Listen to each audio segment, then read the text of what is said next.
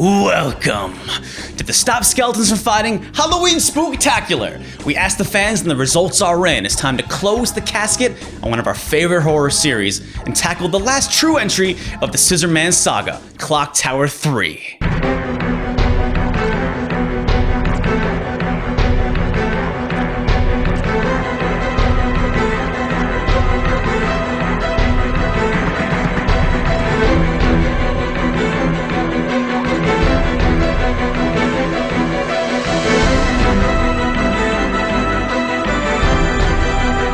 And wow, where do I start with Clock Tower 3? This game does some stuff. I think when the dust settled, I can say I really enjoyed this game, but it was just impossible to leave it at a blanket recommendation. If I had to be blunt, I would say that there are three things define this game. 1, no classic Scissor Man. 2, batshit insane cutscenes. And 3, magical girl transformations. Clock Tower 3's greatest achievement is that it is living proof that you can toss all your crazy ideas into a blender, hit go, and have it turn out okay. But only if that's what you're in the mood for. For casual horror fans who enjoy Resident Evil and Dead Space, it might just be too damn weird. But dedicated horror fans, I think, will really appreciate this game. And for Clock Tower fans, the sooner you accept that this is a sequel in name only, the sooner you'll be able to appreciate this wild ride on its own merits. Before we get into the guts of this game, let's break a few things down. First off, this is technically the 4th Clock Tower game, as well as the first and only entry into the series not created by Human Entertainment. Clock Tower 3 was developed by Sunsoft and co-developed and published by Capcom. Yes, the Resident Evil people helped the Blaster Master and Journey to Silius people make a Clock Tower game, which was a good thing. Honestly, the previous entry to the series, Clock Tower 2 Struggle Within / Ghost Head, was a disaster. Seriously, this game is beyond awful, I can't even tell you. Ooh, spooky. No, it is not. If this was Human's idea of evolving the series, clearly it was time to pass the torch. Luckily, these things sometimes work themselves out. By 2002, Human Entertainment had gone under and the Clock Tower IP had switched hands. Not to mention, Hifumi Kono, the original series mastermind, was at the time teaming up with Shinji Mikami to make the impressively ambitious 40-button mech simulator Steel Battalion, also published by Capcom. In a funny twist of fate, Clock Tower 3 and Steel Battalion were both shown at the same E3, but that's neither here nor there. Our point is yes, Clock Tower 3 is different, but it was time for the series to get different. And what did we get? Well, for starters, Clock Tower 3 has almost no connection to the other games in terms of gameplay. It features traditional 3D analog controls instead of the series' standard point-and-click scheme, or even Resident Evil-style tank controls. Quick camera angle cuts can occasionally have you running in circles, but it didn't give me too much trouble. Like I said earlier, it does not feature the classic Scissor Man. Instead, a variety of maniac killers, most of which I thought were pretty cool. Most of which, we will talk about these two a little later. The game still centers around you being stalked by maniac killers, but hiding spots and environmental traps are no longer your only defense against them. You can now stun pursuers with splashes of holy water or use an item to make yourself invisible. These aren't get-out-of-jail-free cards, though. If you don't use the opportunity to get away, they'll be right on your tail again. Not to mention, holy water is also used to remove hexes off locked doors and jumpstart teleporters, and should be used sparingly. In the upper left-hand corner, you'll notice what looks like a life bar, but it is actually the panic meter. Taking damage or even just narrowly avoiding attacks fills the meter. When it maxes out, you enter panic mode, where your character stumbles wildly and occasionally seizes up with fear. Getting hit at all while in panic mode results in instant game over, so you really want to avoid panicking. It's a cool variation on the standard video game life bar and basically just a more refined system found in the original games. And again, to aid you are items like lavender water to lower your panic meter and sigil stones which absorb fatal blows. Now, if you think this all sounds completely contrary to what makes Clock Tower good in the first place, you're not wrong.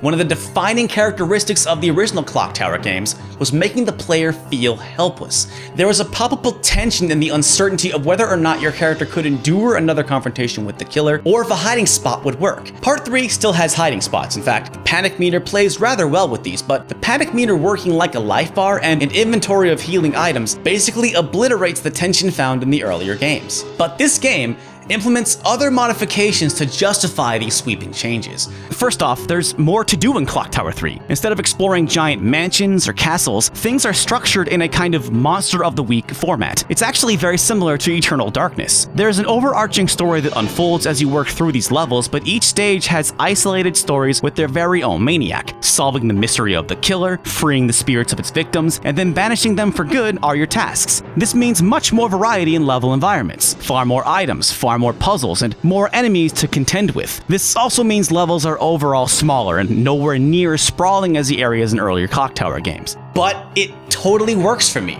I thought it was a fantastic spin on a formula that was quickly growing stale.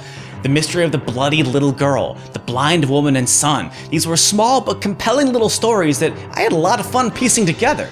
But there are two problems here.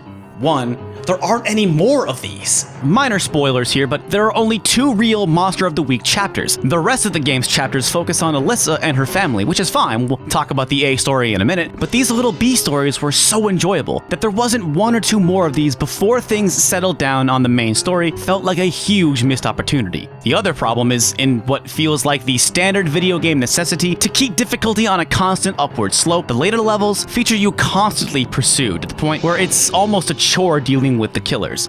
Ah, it's you again. Okay, I'll be on my way. For example, the castle level doesn't even feature hiding spots, just rooms the killers won't follow you into, and plenty of places to replenish your holy water. But this is the very end of the game, so I guess it's okay. At the top of this review, I mentioned that there are 3 things that define this game, and I've yet to talk about any of them.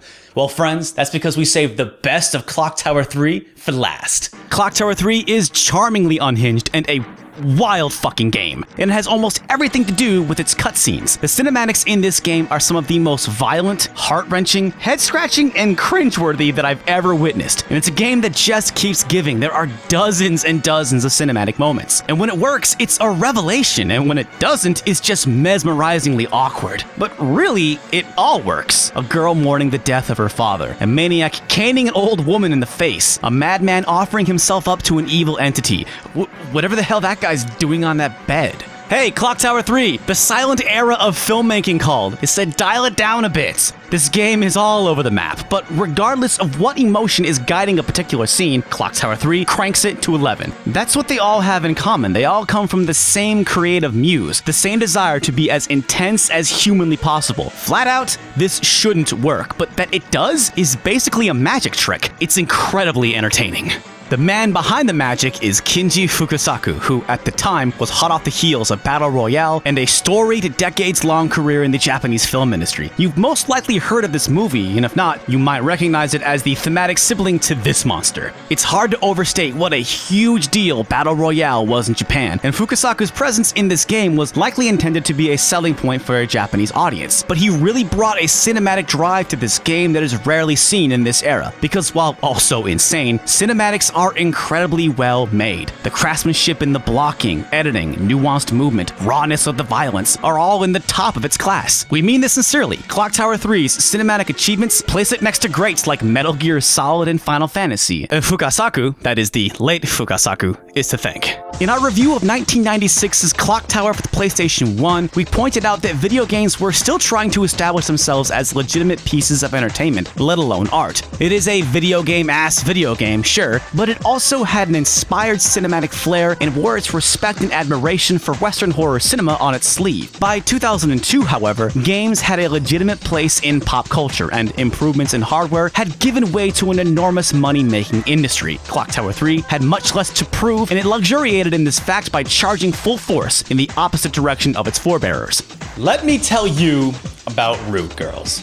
Main character Alessa Hamilton is from a long lineage of Buffy the Vampire Slayer-like heroes called Rooters, whose power peaks on their 15th birthday. For the record, there is never a direct mention of Artemis, literally the goddess of teen girls and shooting shit with arrows. But anyway, man, Rooters. I am not making this up. Though in this scene, the spelling was accidentally R-U-D-E-R-S instead of R-O-O-D-E-R-S. So let's cut the crap. These are the magical Root Girls of legend, here to fight evil and save the day. The game has an impressively involved backstory backstory about the rude girls and evil spirits and demons that adds up in a surprising and disturbing way. A little too much of the story is told through exhaustive info dumps, but it all comes together nicely. Let's cut to the chase here. Clock Tower 3 is a horror game with magical girl transformations. There are boss fights where Alyssa wields a magical bow and arrow and she summons it in basically a Sailor Moon style transformation scene. Never running from a real fight.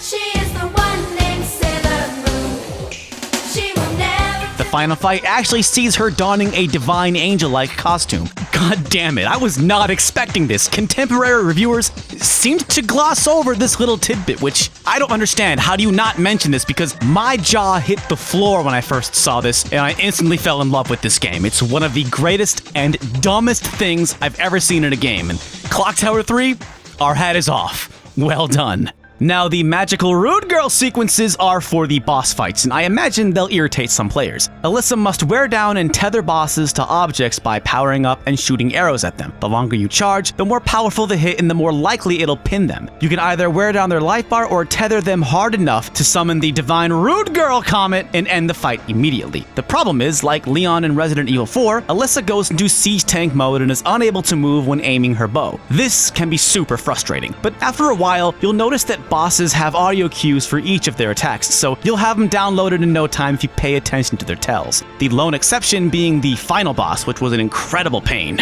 Overall, the boss fights aren't perfect, but they worked well enough for me. The most glaring knock against Clock Tower 3 are the Scissor siblings, specifically this game's interpretation of Scissor Man.